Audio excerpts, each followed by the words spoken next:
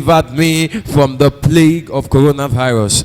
He said, I just want to bless the Lord God Almighty for the salvation of my soul. And I just want to bless him for delivering me from the hands of COVID-19. My name is Hehis Christopher Hiare. I am from Nigeria, but based in Ghana, but based in China.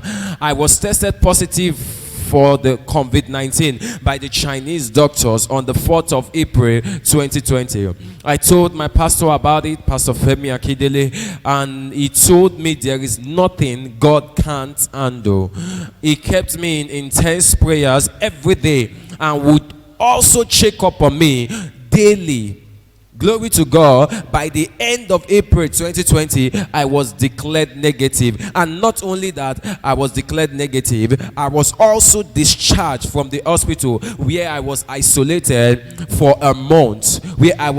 Isolated for a month. All the series of tests carried out on me turned negative, and I became full of life and a free man once more. Indeed, God has really used Pastor Femi Akindele to restore healing upon my life, and it is something I cannot afford to buy with all the money in the world.